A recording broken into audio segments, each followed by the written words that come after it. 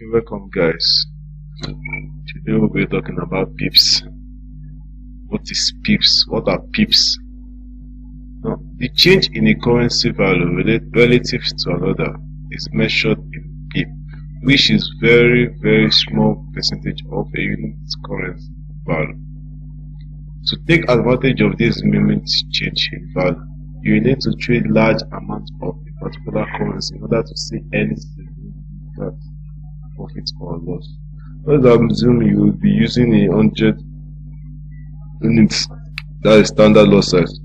We will now recalculate some examples to see how it affects the pips value. USD for example, USD JPY at the exchange rate of 119.80.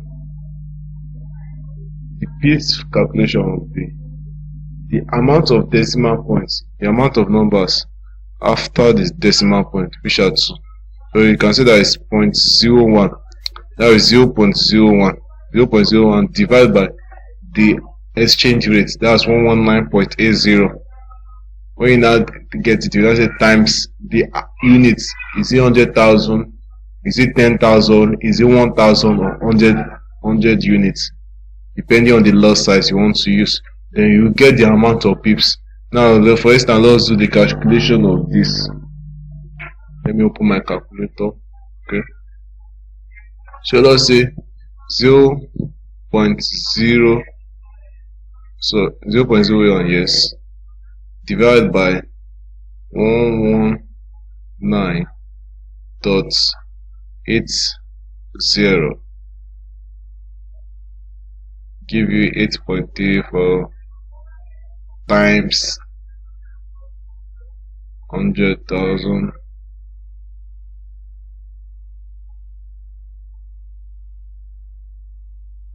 So I did it 2 times. I did it twice.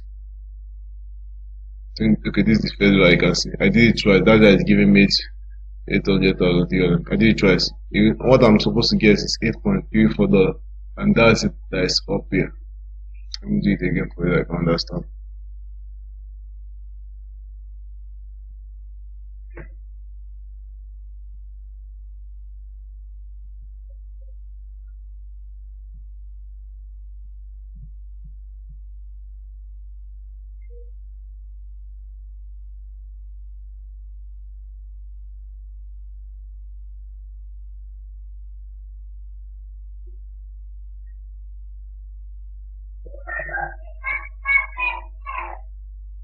You can see it's 0.34. So the same thing for chef. That's how to calculate the pips. The amount of pips is the value after the decimal point divided by the exchange rate and times the unit. If it's one standard lot size you're using, that's 100,000 units. If it's a mini lot size you're using, that's 10,000 units. If it's micro, that's 1,000 units. If it's nano, that's 100 units. So depending on the unit.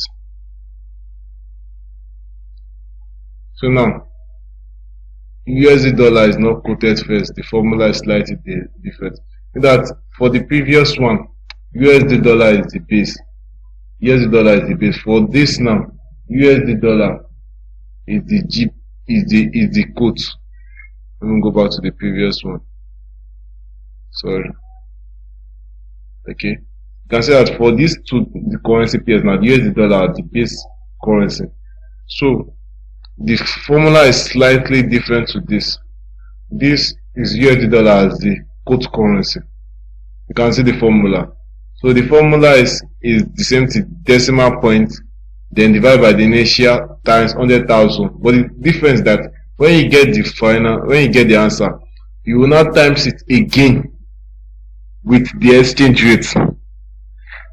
Again with the exchange rate, then you will get it. That's just the difference in the formulas. That's just the difference in the formula. So moving on to market orders. For market order, there is market execution. Market execution is just get me in. As the trade is get me in. I don't include it in this PDF, but what it means that get me in. Then we have the buy limit. Now, what this buy limit means is that what the buy limit means that, okay, The buy limit is the price level set by a trader when they wish to buy their assets in the future. The key difference between a buy stop and a buy limit is that the latter always infers a predefined price that is lower than the current market price, no higher. Now, what this buy limit means is that if, let's say for instance, your price, the price of euros USD, is at 1,000, and you are seeing that with your analysis, that means maybe your technical analysis or your fundamental analysis or your sentimental analysis, you already predict that the value of it will be going down up to like $500, from $1,000 to $500. Then when it gets to the $500 price, $500 price, then it will now shoot back to like, let's say, $100,000 price. You understand? $100,000 price. So you will set a buy limit there at that steep level, at that low level. That's where you set your buy limit. That's our buy limit. So the price, you put the price at the low level. Maybe it's the $500. Let me see if I can open my foreign app. Okay. Just show you guys. Okay. Okay. Let's see. Market is like this. Market is going down. Okay. This place here, this top here, is the current price. This place here is the current price. Okay.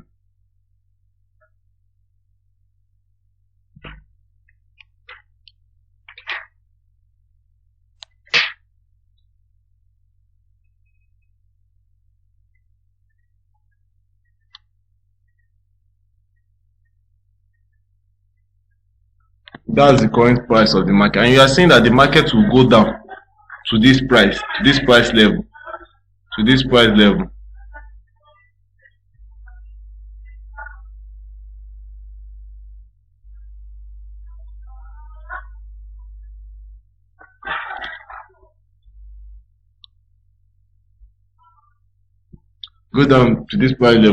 before now going up.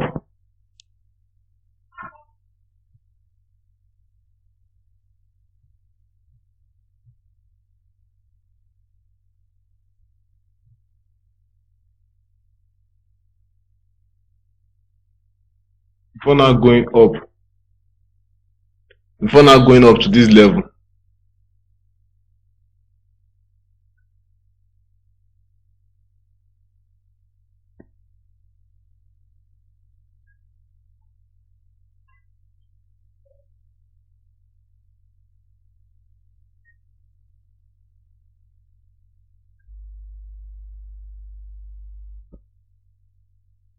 Before now going up to that level. So what you want to do is that, and you will not be available. Maybe you don't want to, you're a type of person that you are not always with your system or something like that to be monitoring the market. So what you do is that you will put a buy limit order.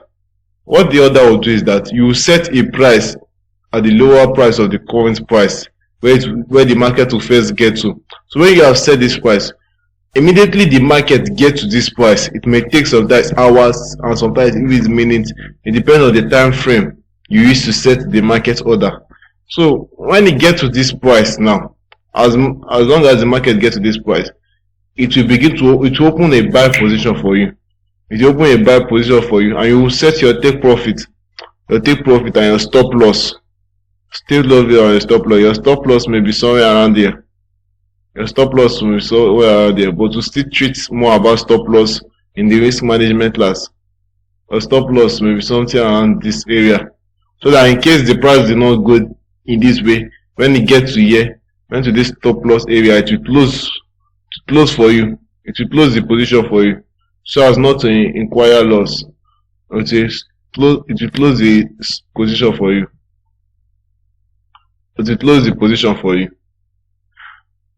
Okay, so moving on, buy stop order. Now it's still the same thing. Buy stop order. The only difference is that you are expecting the price. Sorry. See? Okay.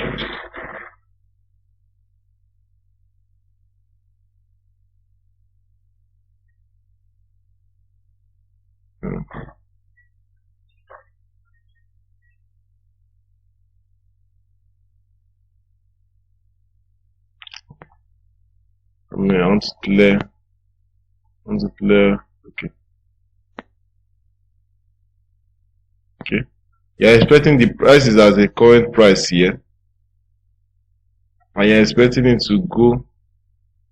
You're expecting price to go up here. Then from here, it will begin to go up.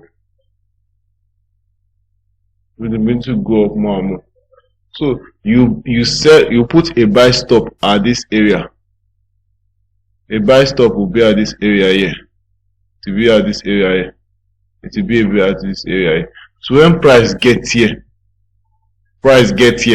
for you, it will now begin to sell. It will begin to buy. You begin to buy. Then you put your take profits at a suitable key level and your stop loss.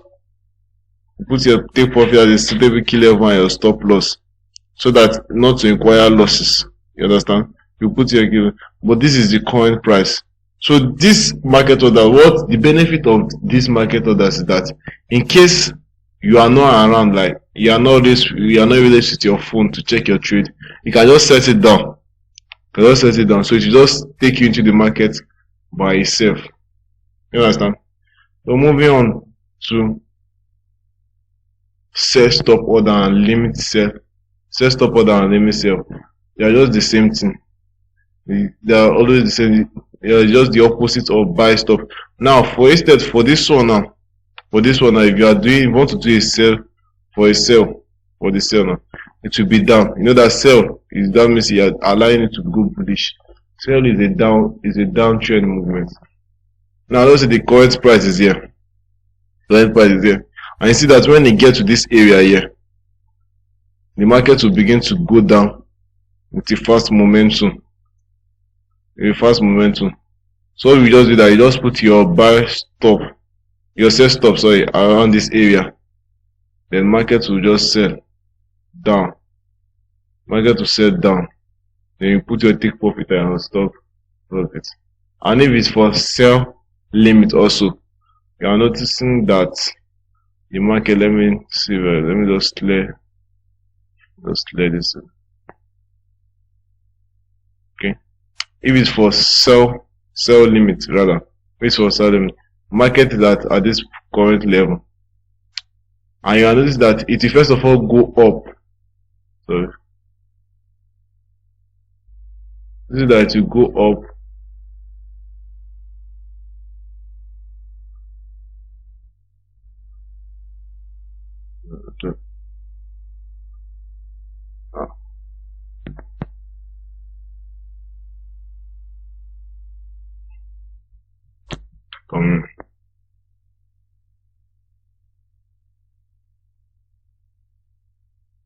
And this is that it will go up, then now come down.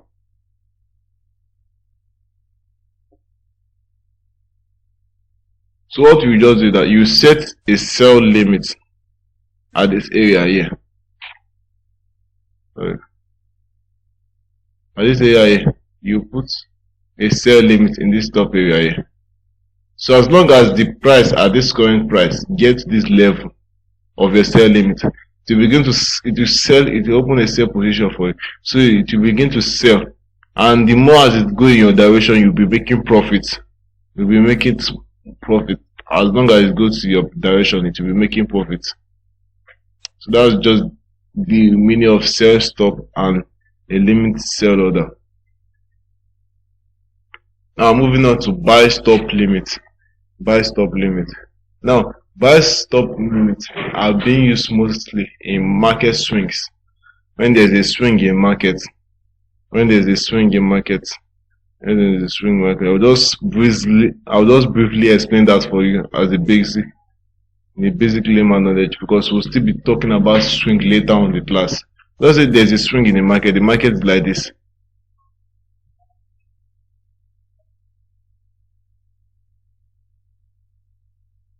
Let's say there's a swing in the market like this. Swing in the market. This is the higher high, this is the lower low, higher high, the lower low, higher, lower low. So now, the market is at the current price here. At the current price here. And you see that this market, normally, you see that this is a buy trend. This market will be going buy for a long period of time. So you're not like, I want to buy this position here, at this particular area, at this particular area. But you know that if you buy this position here, and you sell your stop loss around it, that it will hit your stop loss automatically. So what the buy stop limit will do for you is that when you put the price here to buy the position for you, it will give you two different price. You put one price here, then to put another price, you put another price here. So as long as it meets your position, it meets this area of the first one, and it meets the second one also, it will automatically put you in a buy trade. That means you just enter the trade automatically. Then if the thing go in your direction, that means you will be in a large amount of profit. You can see. If you are this the candlestick, if you calculate the amount of pips, then you will be already in a profit like this. That's how buy stop limits work. And for sell stop limits also is the same thing. It does the reversal, the opposite of it. The opposite of it. The opposite of it. Also in a downtrend like this.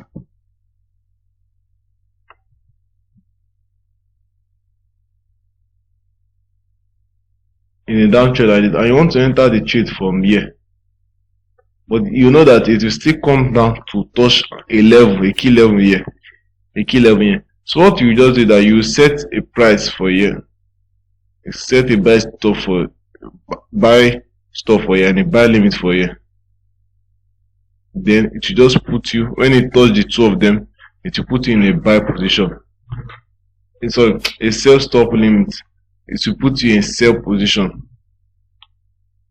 Is a sell position. So the difference between this sell stop limit and buy stop limit, and sell stop limit, buy stop limit, and the others, well, that's the buy stop, buy limit, sell stop limit, and sell stop limit, is that this buy stop limit involves two price. They are using two price.